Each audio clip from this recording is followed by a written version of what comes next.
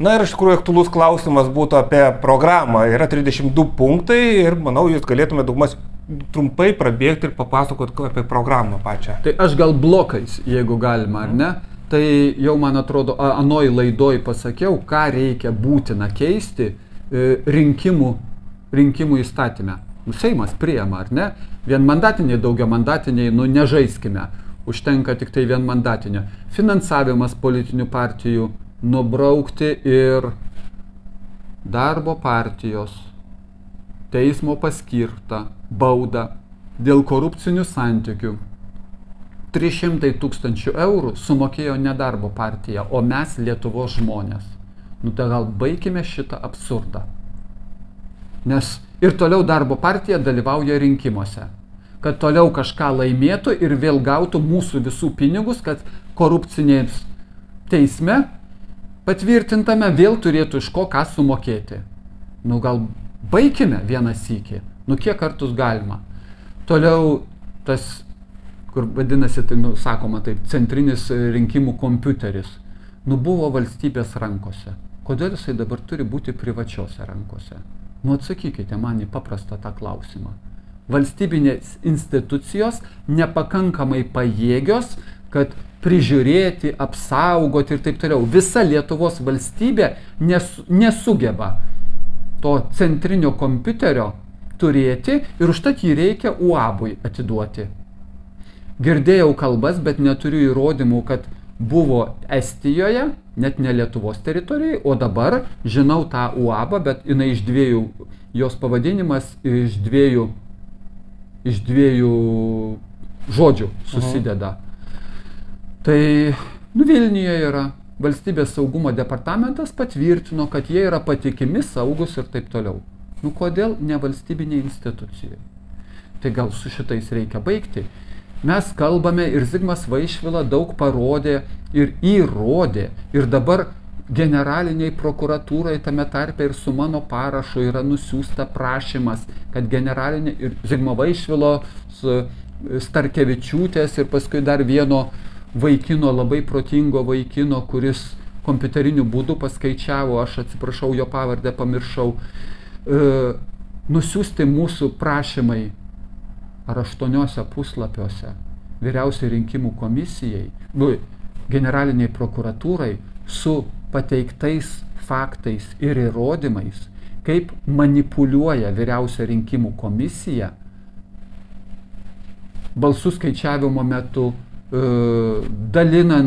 išdalinant ir saugant ir priimant balsų skaičiavimo biuletenius. Manipuliacijos vyksta ištisai. Tai gal su šituo pabaikime, o balsų skaičiavimo procedūra šiais laikais, kai yra elektronikos priemonių. Čia mes sėdėm šitam kabinete, viršui virš galvos, 360 laipsnių kampu apimanti kamera.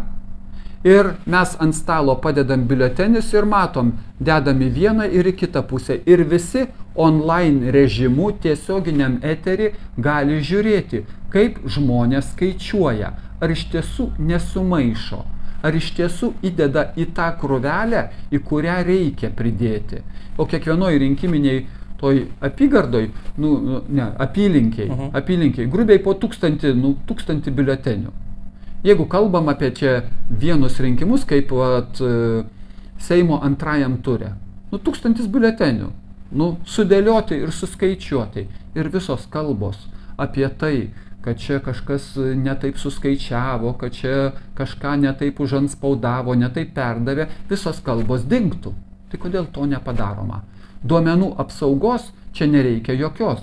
Mes galim tik tai rankas filmuoti. Ant biuletenių nesimato, koks žmogus balsavo ir nebalsavo. Tai kodėl to nepadaroma? Sąmoningai nepadaroma. Niekas nereikalauja ir nedaro.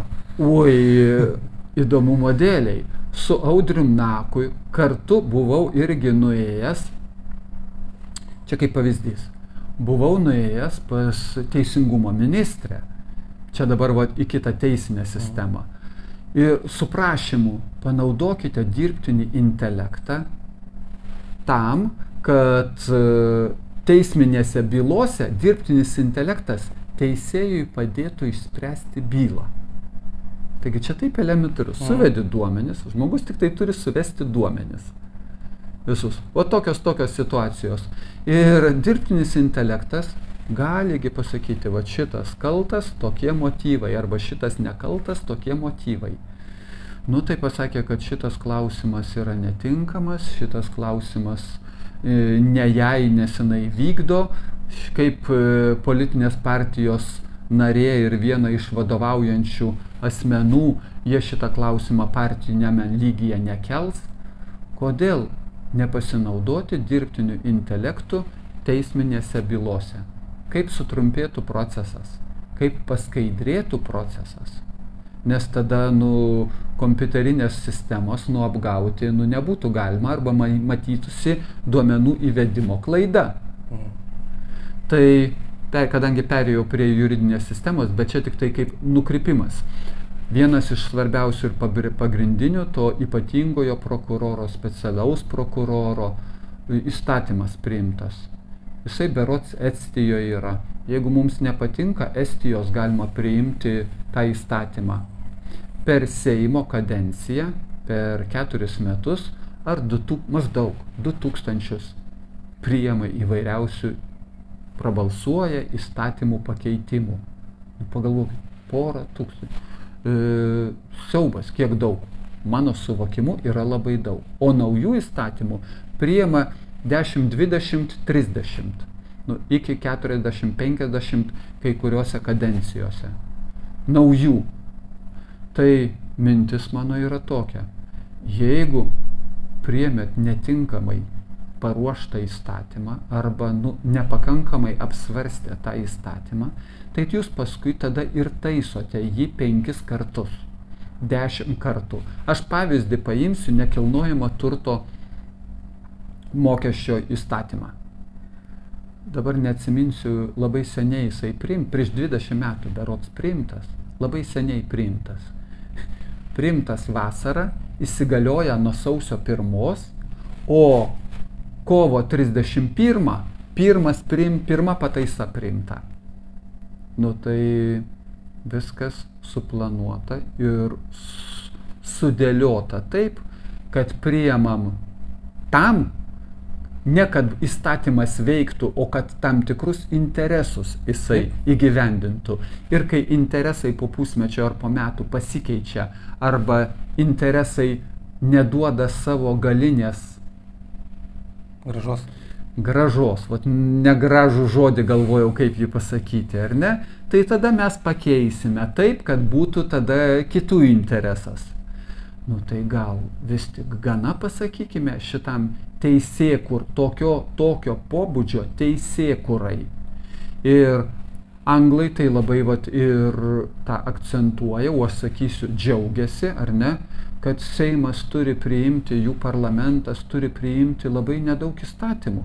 Čia jokio gėrio tame, kad 1000 įstatymų priima. Tai kaip tik reiškia, blogas darbas buvo.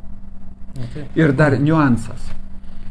Vienam Seimo nariui aš irgi sakau, taigi labai seniai siūliau prieš 5 ar, seniai siūliau prieš, sakau, priimkite Seime. Teikite pataisą, priimkite įstatymą, aš kaip pavyzdį tik tai, kad bet koks alkoholis, nuo alaus pradedant, bet koks alkoholis, sidras ar kas tik norite, ir bet kokie rūkalai parduodami ne už grynus, o tik tai kortelę. Ką mes turėtumėm? Mes turėtumėm informaciją. Koks asmuo, per kiek laiko, kokiu tempu, kokiu pastovumu, kokius alkoholio arba rūkymo produktus perka. Ir turėdami šitą informaciją, darom prielaidą. Aš nenorėsiu ir sakysiu, kad mano kaimynas man nupirktų. Viskas tvarkoj, nebėda. Bet turim informaciją, kiek kas geria, kaip geria. Ir tada, arba rūko lygiai tas pats, ar ne? Žinom, kad dalis perka nelegaliai, juodojoje rinkoje, viską suprantam ir žinom. Bet mes turim atskaitos tašką, ir galim žinoti, šitam rajone taip, šitam mieste taip, o kitam mieste visai kitaip. Mes galim naudoti profilaktinės priemonės, tai yra poveikio priemonės. mes galim naudoti, išmastyti kokias per teigiamas, ne draudimus, o teigiamą stimulaciją. Stimulacija teigiama, va jums į kažkokį sporto klubą nemokamas abonementas 30 dienų, prašau, nes jūs, aš kaip pavyzdį tik tai sakau, nes jūs nepirkote alkoholio 3 mėnesius, gal už jūs jūsų draugas jums nupirko, bet paskui tada tas draugas nenorės nupirkti, nes jisai irgi norės kažkokį pozityvės, teigiamą kažką gauti. Jūsų mokesčiai 1% mažesni. Aš kaip pavyzdį sakau. Tai pozityvioji socialinė inžinierija tokia. Taip. Bet aš Seimo nariams sakau, kodėl nepadarot? Kodėl šito neteikėt? O problema yra tame, kad susirenka į Seimą ir nežino ir nemoka, kaip paruošti tą teikimą.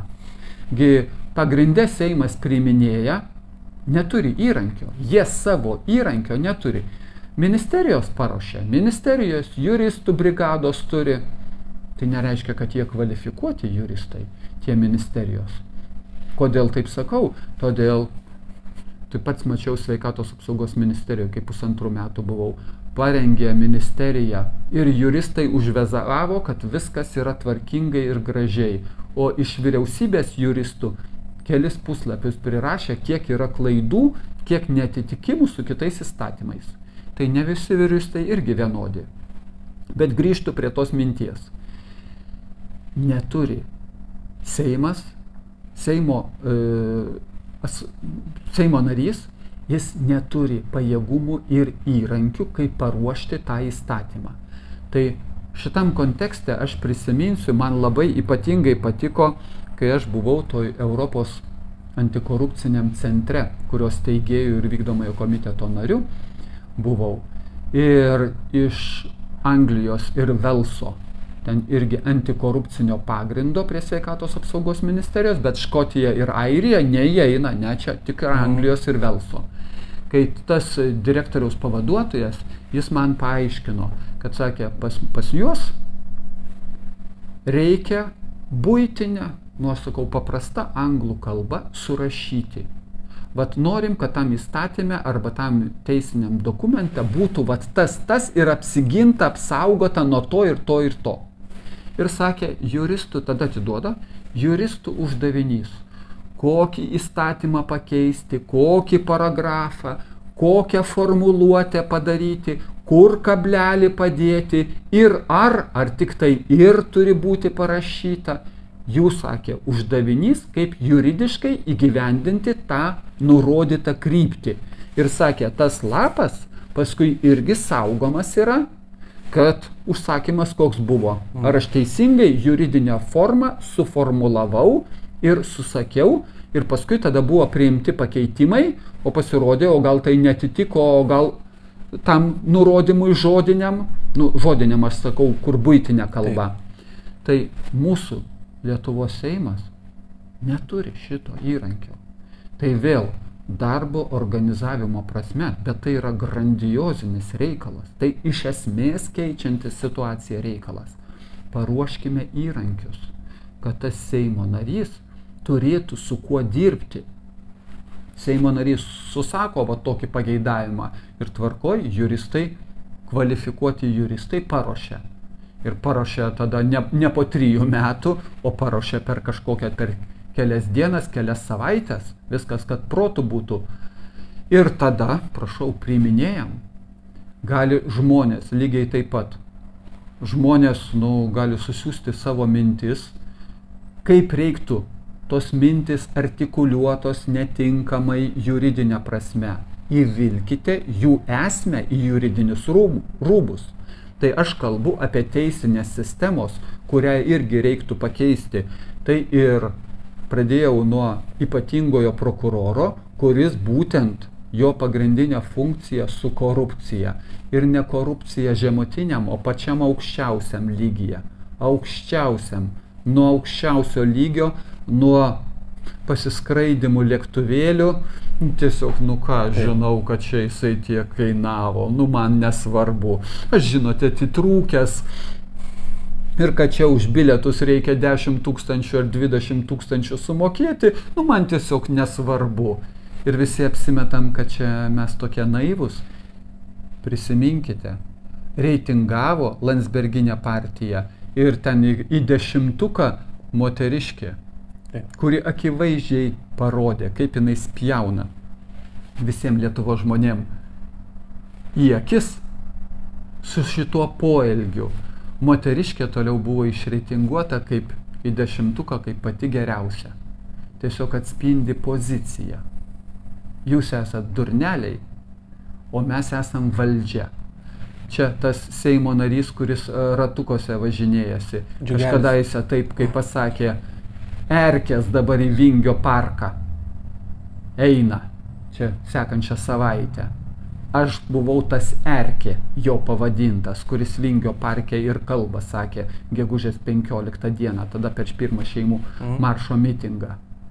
Ir šitai pasakius, mes toliau išrenkam. Tai ne jie kalti, mes esam kalti, kad mes leidžiam taip elgtis.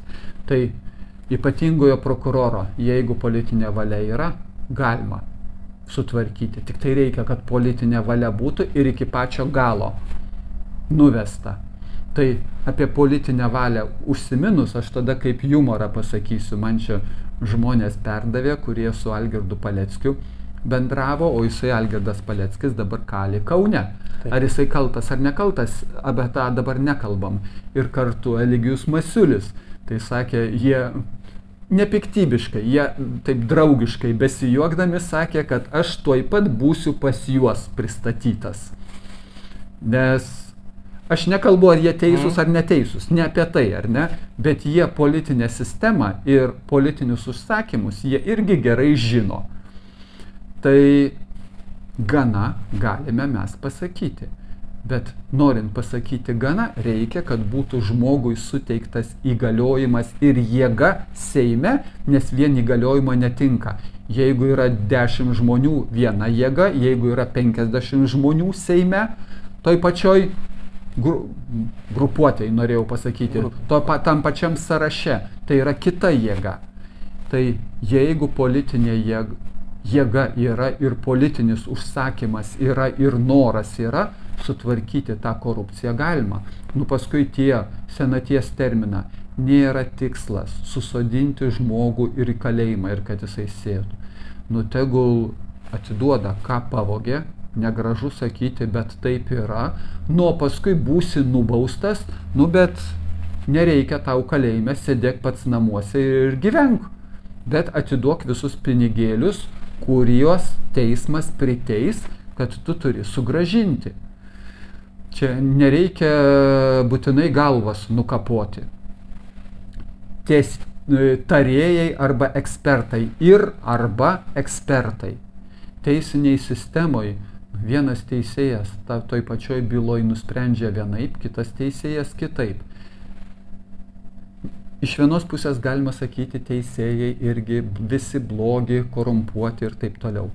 Bet iš kitos, tą patį lietuvių kalbos žodį vienas žmogus gali suprasti vienaip, kitas žmogus gali suprasti kitaip. Ir užtat ekspertų, kurie padėtų teisėjui, savo techninę, profesionalią kvalifikaciją. Imkim medicinos srityje, ar ne? O dabar viena Jonavos byla yra mirtis, nu totaliai nebuvo žiūrima toj ligoniniai Jonavos. Dabartinio gydytojo Ramanausko vadovaujamoji ir jo ligonė buvo. Nu visiškai nežiūrėta. Bet teisėjas suvokimo apie tai neturi ir aš kaip medikas suvokiu gerai, o jeigu kiti medikai pasako, kad viskas gerai yra padaryta, nors tai netitinka studentiško lygio. Nu, studentų lygio netitinka. Bet jie savo grupuotę palaiko. Tai taip. Ir tada, jeigu teisėja turėtų medicininį ekspertą, kuris jai patarimą duotų, nes jinai turi dvi skirtingas medicininės nuomonės, tarkime mano nuomonė kaip specialisto ir kitą nuomonę, kaip iš kur jai žinoti, kuri nuomonė yra teisingesnė. Jai sudėtinga. teisėjui ar teisėjai, nu tai vėl padėkime tiem teisėjam. Ekspertai, kurie jau neša pilną atsakomybę. Aš nekalbu apie tuos ekspertus, kur labai seniai visur, irgi sakiau, Vilniaus apygardos teisme profesorė ten, habilituota daktarė, skyriaus vadovė, atsistojusių tiesių tekstų meluoja. Ir nebaudžiami, nes teisėja negali suvokti. Jinai galvoja, kad čia tiesiog kitokia nuomonė. Ne, tai yra melas. Ir nebaudžiami tokie ekspertai pasidaro, kurie valstybinės institucijos pasamdyti yra. Tai padėkime tiem teisėjam, ar ne? Bet tam reikia politinės valios, nes labai patogu politikam turėti kišeninius teisėjus, kišeninius prokurorus. Va reikia, Vaitkui bylą ir iškels. Nu, nes tiesiog reikia. Nu, tai ką darysiu? Nu, suprask, nu, patylėk, tai tada bylos nebus. Nu, su ta teisinė sistema, nu, mes privalom pabaigti. Tai politinė ekonominė sistema, teisinė sistema. Toliau būtinai apie užsienio politiką, nes jeigu užsienio reikalų ministras tos grupuotės ar kitos grupuotės, dabartinė grupuotė, viskas, einam į karą. Tai užsienio politikos srity, nu, diplomatinius santykius atkurti ir su Rusija, ir su Baltarusija būtina ir privalu. Mano supratimu, pasižadėti nesikišti į Baltarusijos vidaus reikalus, kas lyg tai ir savaime suprantama turėtų būti. Bet mes laikome Baltarusijos vadinamą prezidentę Lietuvos teritorijoje, apmokam ir jos šaikos, aš taip negražiai pasakysiu, pragyvenimą ir išlaidas, jinai savo ordinus spausdina ir berods 9 jau išdalino, ministram išdalina, jinai Baltarusijos pasus, jai suteikta teisė bus išdavinėti, nu tai gal baikime taip elgtis, nes tai nedraugiškos, o priešiškos šalies. Lietuva elgiasi kaip priešiška šalis. Net ta pati kritikuojama Rusija ir Baltarusija taip nedaro mūsų atžvilgiu, jie neformuoja atskiros vyriausybės pas save. Tai apie kokį sveiką protą mes čia galim tada kalbėti. Nu tai lygiateisiais pagrindais nesikišam į savo kaimynų vidaus reikalus. Nu ir pasakom, patvirtinam, kad mes nesirengiam jų kariauti su jais. Nu, žemė jų užpulti mes neketiname. Nu, patvirtiname. Ir iš savo teritorijos leisti šaudyti į jų šalis mes irgi neketiname. Ir tada mums svarbus bus uždavinys susitarti su Lenkija, kai NATO dabar priėmė prieš kelias dienas priėmė sprendimą, kad NATO balistinės raketos bus atominės raketos stovės Lenkijoje. Beprotybė totali. Bet jau Lenkai tokį sprendimą, nu gal pasikeis pas juos valdžia, bet Lietuva gali savo poziciją irgi išsakyti. Nu, gal nereikia tų atominių raketų, nes tai mūsų visų yra bendra žemė ir sunaikinti jos nereikia. Tai užsienio politikoje pilnai pritariant Vengrijai, Orbano pozicijai pilnai pritariant ir nustoti pinigus kišti Ukrainai tam, kad dar daugiau žmonių žūtų. Prisidėkime, jeigu norite, prie Ukrainos ekonomikos atstatymo, bet vėl Lietuvos vyriausybė priėmė dabar sprendimą 1 milijoną eurų pasiūsti tai vaikų subombarduotai ligoniniai, kurią kas subombardavo dar klausimas. 9 milijonus eurų tenai paskiria Ukrainos vyriausybė ir 1 milijoną eurų prideda Lietuva. Man kitos šalis nesvarbios. Lietuva. O kiek Lietuvoje dabar ligoninių uždaroma? Nes jos neefektyvios, nes pinigų trūksta. Ir Lietuvoje sveikatos apsauga, nuo užsienio politikos pereinu sveikatos apsauga link privatizavimo. Tai aš sakau, mieli žmonės, jūs net nesuvokiat. Jūsų vaizduotė negali iš tokio suvokimo turėti, kas bus, kai medicina bus privati. Neturit pinigų, mirkite. Numirsite tyliai. Nieks apie tai garsiai nerašys. Seimas priėmė įstatymą dabar dėl retų ligų. Bepročiai visiškai. Aš sakau, kaip tas, kuris domėjosi farmacinių firmų veikla ir vaistų veikla. Atidarėm mes skrynę. Kaip bus galima vienam žmogui ir 1 milijoną, ir 2 milijonus paskirti. Vieno žmogaus gydymui, nes farmacinė firma gerai dirba. O kitam žmogui 5000 antibiotikam, pavyzdžiui, nebus ir jisai numirs. Nesakau, močiutei kaime nieks nesirūpino ir ten ligoninė uždaryta buvo. Kodėl? Todėl, kad taupyti reikėjo. Ir todėl, kad ten nebestovi farmacinės firmos už to projekto. Prieš 10 metų, nes laikas labai greitai eina, prieš 10 metų jau farmacinės firmos savo aptarimą buvo surengusios, didžiosios, globaliosios, kad reikia naujos vaistų apmokėjimo už vaistus metodikos visam pasauliui. Nes ateities vaistai bus individualūs ir reikia planuoti, kad po $1 milijoną už vieną žmogų. Tiesiog planuoti toks. Ir kadangi nieks, jokia valstybė negalės tiek apmokėti, tai tvarkoj, mes išgydom, o jūs 10 metų po 100 000. Ir šitą vėl 10 metų po 100, o gal 15 metų. Bet tokie planai seniai buvo. Farmacinių firmų planai, aš atsimenu, irgi buvo, kad didinti pacientų organizacijos įtaką, priimant sprendimus dėl kompensuojamų vaistų. Kadangi per pacientų organizacijas daromas spaudimas valdžiai, tada atsiranda pinigų ir spaudoje pilna teigiamų straipsnių, kaip tas vaistas stebuklingai paveikia, o jis gali būti visai nestebuklingas.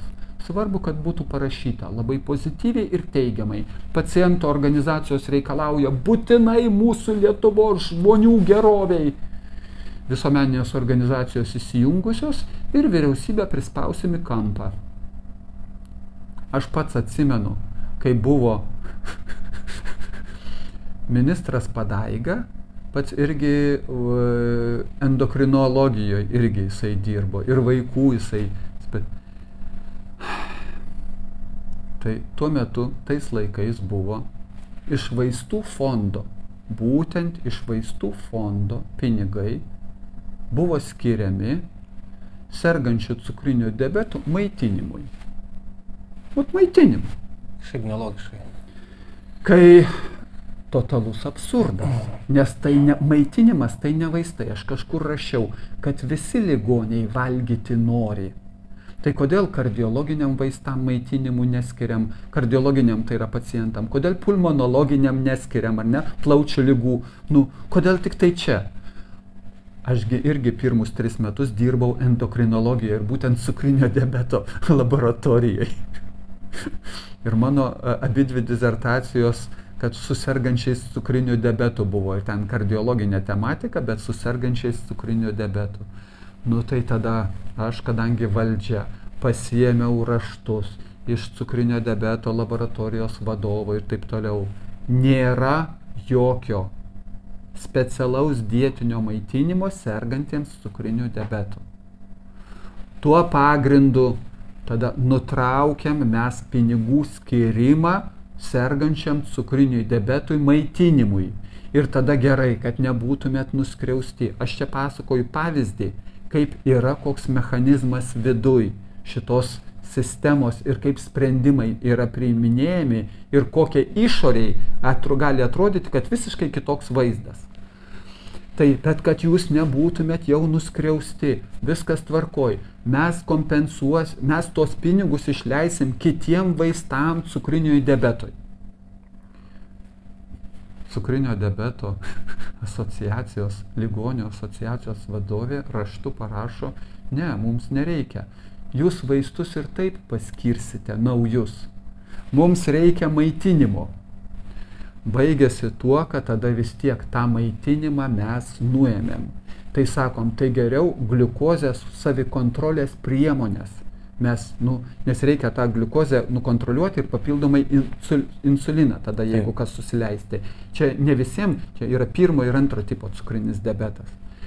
Tai ne, jiems blogai. Ir tada straipsnių pasipylė, kaip ministerija blogai elgiasi, kaip skriaudžia sergančius cukriniu diabetu, kaip specialiai dirba ir sąmoningai farmacinės firmos surašusios, kaip projektą parengusios, sumetusios pinigus farmacinės firmos ir aš turiu tarpusavio susirašinėjimą, pasamdžiusios reklamos agentūrą, kuri kainininką įstatė už straipsnio parengimą tiek tai pinigų, už paskelbimą televizijoje, laikraščiuose tiek tai pinigų, kad ir mintis, kuria perdodama visuomeniai, sveikatos apsaugos ministerijos veiksmai padidins Lietuvos gyventojų mirtingumą.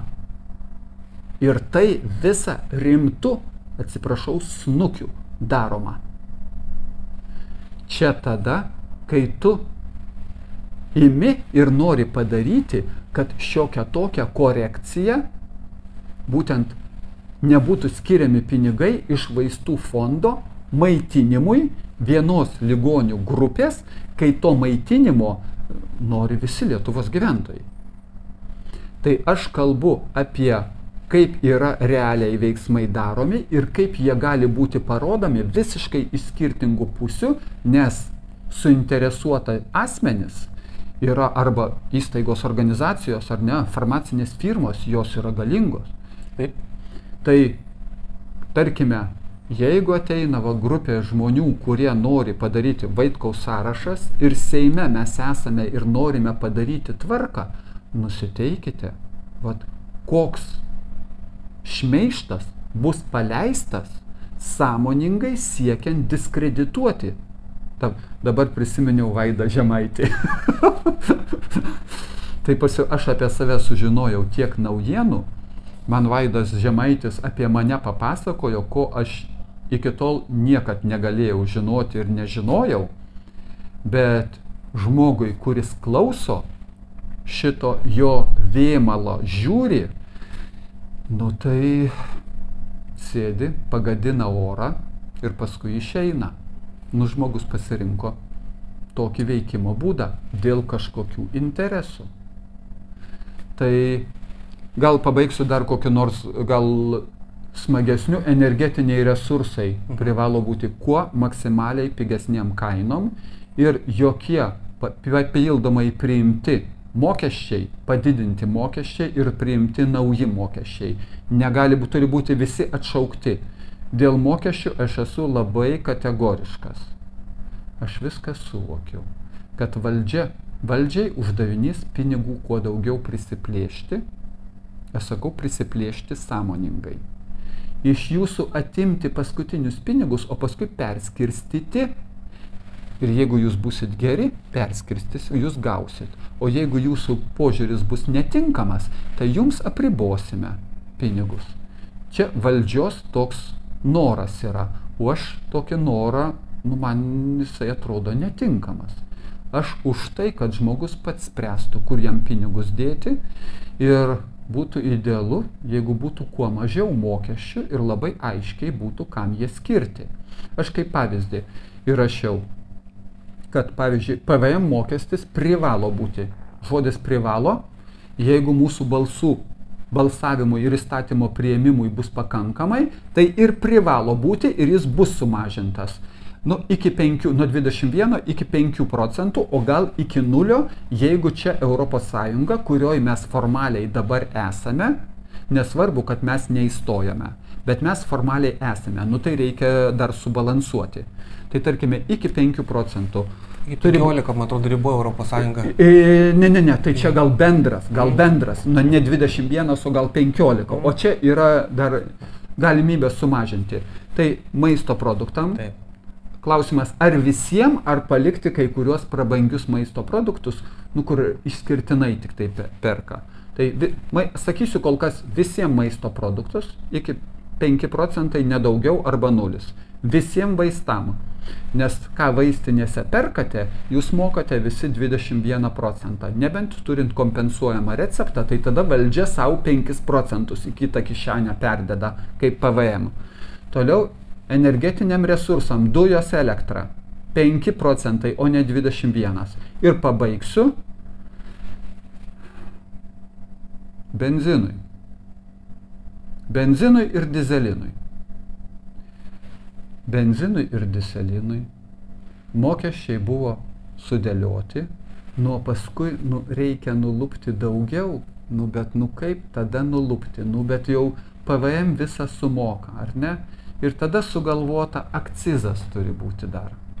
Akcizo esmė pačioj pradžiai, istoriškai, man nesvarbu kaip yra dabar, istoriškai prabangos prekė. Akcizas tai reiškia apmokestinam turtinguosius. Tvarkoj. Tai dabar apmokestino absoliučiai visus. Nes paimti pinigų reikia.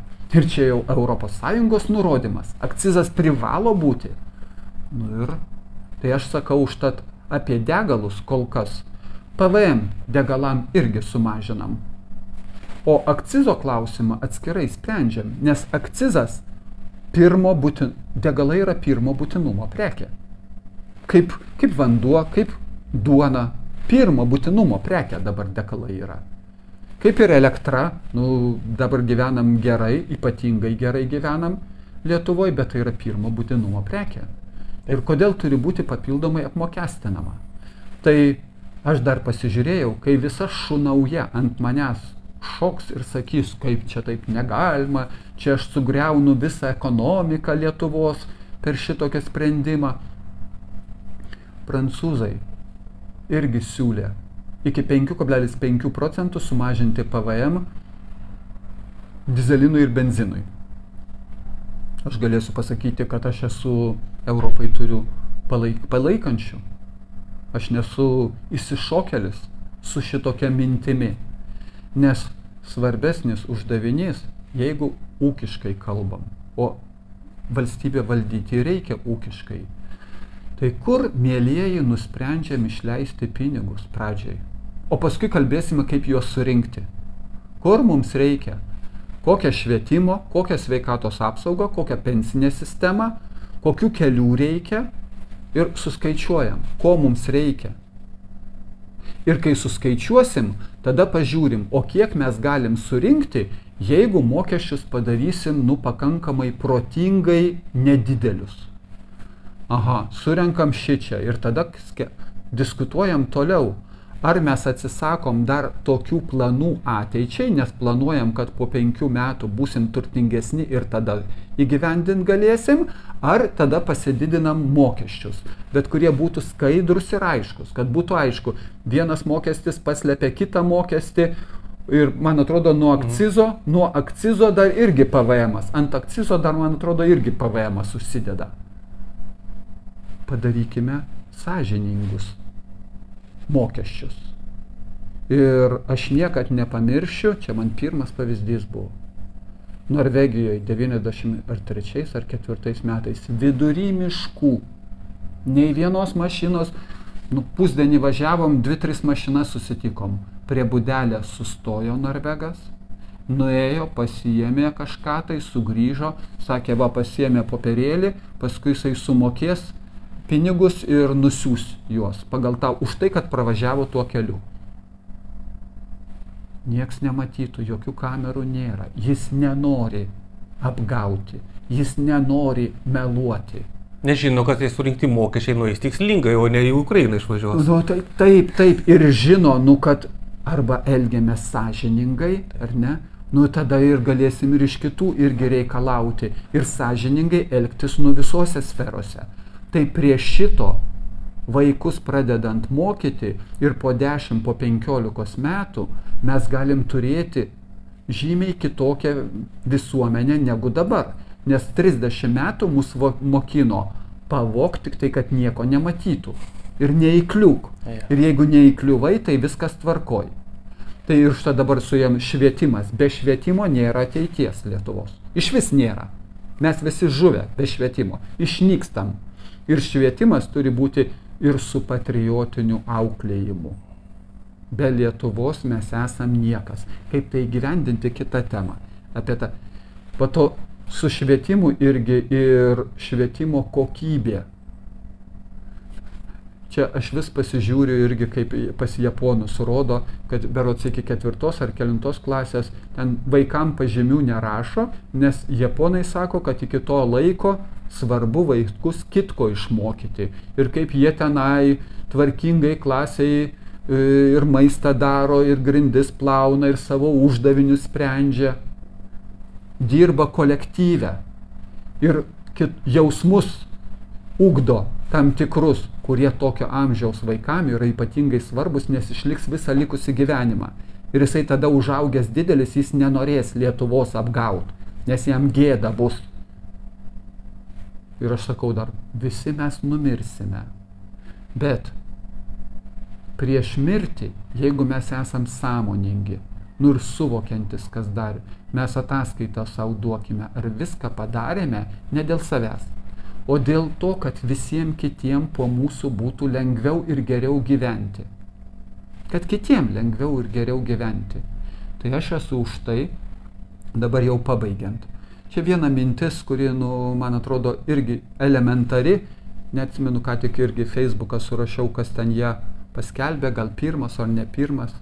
Jeigu žmogus suvokia, o kitas žmogus, ką darysi, jis ne tiek išsilavinęs toj kažkokioj srity, kad tiek suvoktų, ar ne? Tai tas, kuris neįsilavinęs ir nesuvokia, užduotis jam ir yra mažesnė ir žemesnė. O tie, kurie suvokia, jų ir užduotis didesnė. Ir pareikalavimas iš jų yra didesnis. Iš ano nereikalaujam, o iš tavęs pareikalaujam. Atseit vadinamas inteligentas. Dieve tu mano, ką reiškia šitas pavadinimas. Na jau. Ir ką tu padarei? Patylėjai, kai reikėjo garsiai rėkti. Ne, mano širdis šaukė, tik tai aš ją uždusinau ir neleidau garsiai pasakyti, sustokite. Kaip Kudirka sakė, iš ko pažinsi lietuvių inteligentą, iš kinkų drebinimo. Dėja. Tai sustokite, pagalvokite ir ateikite savo. Pabaigsiu dabar, nepabaigėm, dar toliau pabaigsime mes kitą temą, gal kitą laidą, tuos rinkiminius programą. Šiandien perskaičiau Delfi, o Delfi užsienio agentas parengta, kaip žmonės nusiteikia balsuoti Seimo rinkimuose, vieną tik tai skaičiuką. Parašyta 16%, su kapeikom galbūt 16%, jie neateis ir nebalsuos rinkimuose. Pasižiūrėkit paskutinius 20 metų. 50% neateina ir nebalsuoja. O sociologinėse apklausose 16%. Ko vertos sociologinės apklausos, kurios šitą skaičiuką tik sugeba 16%. Tai aš galvoju dėl to, kad emigrantus neapklausė tiesiog. Ne. Čia emigrantų yra tvarkoj 50 000 prabalsuoja, 50-70 000. Galima paskaičiuoti, milijono žmonių sumažėjo, jie sako kitais aspektais 500 000 žmonių imigrantų, tai 500 000 vis tiek nėra labai daug, ar ne? 2,4 milijono Lietuvoje. Apklausė tik tai Lietuvoje gyvenančius. Tai iš 2,4 milijono 1,2 milijono ateina balsuoti Seimo rinkimuose. 50%. Kaip apklausdami visą Lietuvą gauna tų tik 16%, kurie neis balsuoti. Bloga apklausa galbūt? Blogai formuluoja klausimus? Tai gal specialiai. Ir kodėl užsienio agento paruošta sumokėta apklausa, kurią paskui skelbia Lietuvos visuomeninis transliuotojas LRT. Ir per televizijas visi aptarinėja. Reikia suformuoti nuomonę kažkokią. Tai taip, manau, kad jūs ir atsakėte į tai. Jie irgi dirba. O mes įjungkime blaivų protą ir sakykime, aš jau patikėjau, kad nuo manęs priklauso. Ir žinau, už ką balsuoti spalio mėnesį. O kad aš sužinojau, kad aš gėjus ar dar negėjus ir dar kas nors, Jėzau tu mano, Nu. Man atrodo, kad per tą laiką sužinosite dar daug ką naujo. Tai ne, aš nusitei ir aš, kad negras iš tikrųjų, tai esu negras, tik tai nusibalinęs odą. Nu tai, nu ką darysi, jeigu žmonės taip elgiasi. Taip jau būna, aš irgi kažkada, kai jau į Seimą, aš apie save irgi daug dalykų buvau sužinojęs.